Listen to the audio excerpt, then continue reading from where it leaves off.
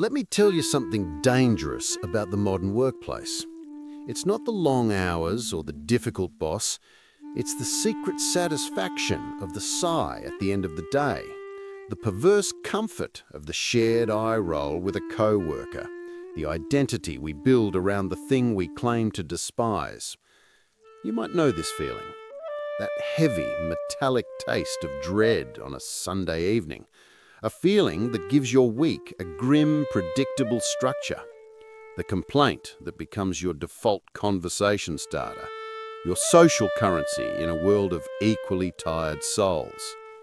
And here's the unsettling truth we rarely admit, the one that whispers to us in the quiet moments between alarm clocks and commutes.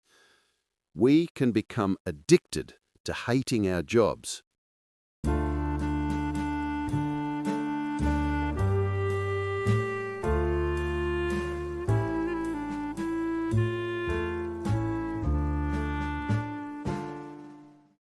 Whether we realize it or not, resentment is a powerful, intoxicating, organizing principle.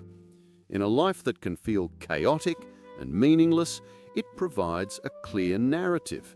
It gives you a villain, the incompetent manager, the greedy corporation, the pointless bureaucracy. It gives you a story, the heroic, misunderstood worker battling against the machine. It gives you a ready-made, ironclad excuse for why your life isn't what you wanted it to be. If it wasn't for this job, I could travel. I could write that novel. I could be happy. That sentence is a sanctuary. It's a place where dreams live safely because they never have to be tested. But what happens when this sanctuary becomes a prison?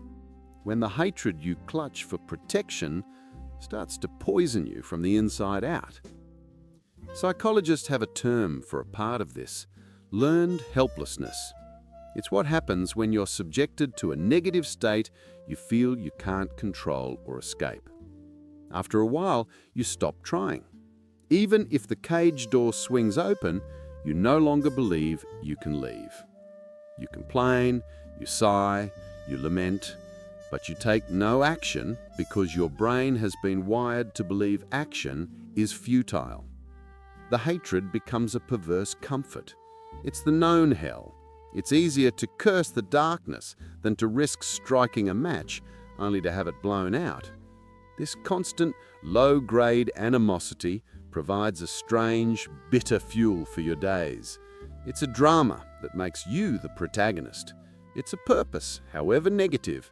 It's a reason to feel righteous and wronged, a feeling that can be more validating than the numbness of just getting by.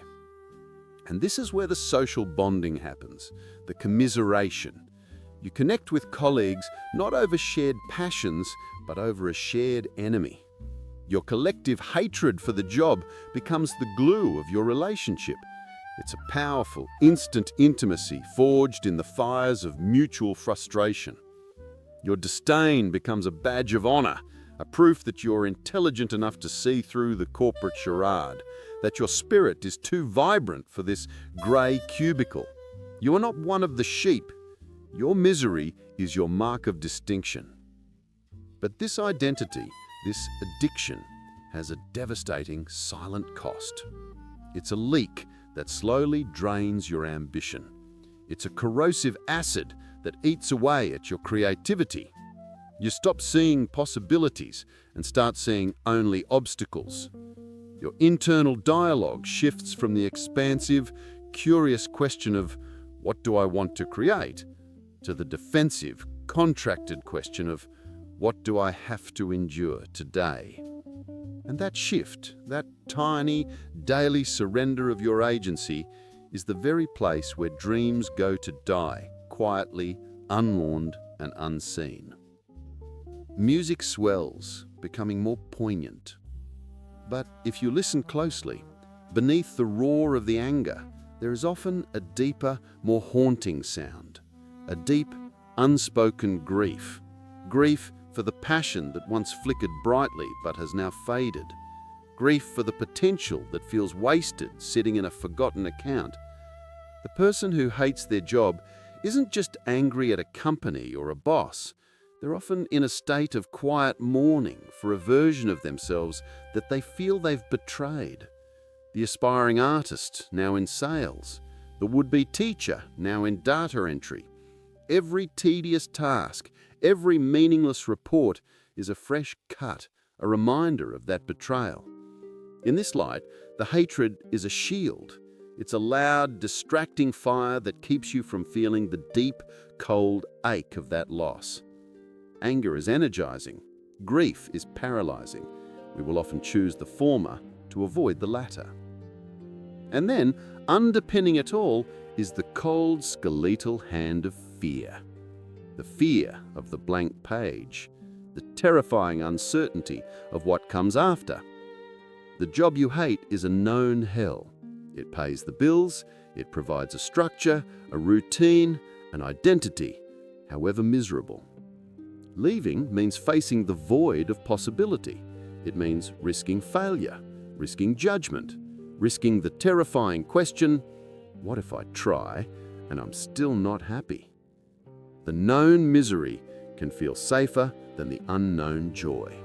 So people stay. They marinate in their frustration because the devil they know feels more manageable than the God they don't. They choose the certainty of suffering over the suffering of uncertainty. But here's the profound paradox that every person who hates their job understands on some deep cellular level. This hatred, as exhausting and toxic as it can become, is not a sign of a dead soul. It is the opposite. It is the soul's alarm bell. It is a signal of life. It is proof that a part of you is still awake, still has standards, still remembers that you were meant for more than this quiet desperation.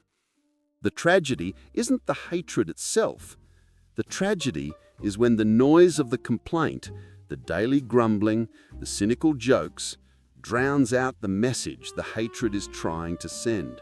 The message that whispers, you are worthy of fulfillment.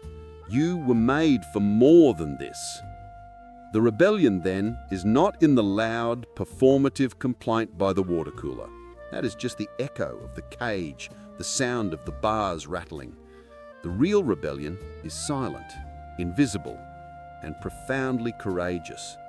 It is the updated resume drafted in a secret browser tab at 11 p.m.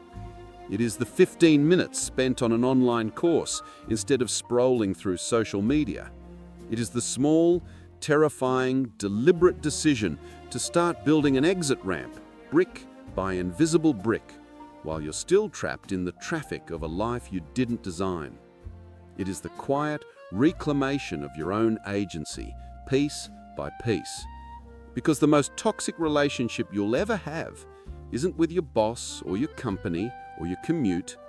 It's with the part of you that has grown comfortable in the unhappiness. The part that would rather have a solid, justifiable reason to be miserable than the fragile, terrifying courage to be free, to choose the ache of growth over the comfort of decay. That is the final boss, and the battle is fought not in the office, but in the quiet of your own mind, with every small choice that says, I am not yet finished.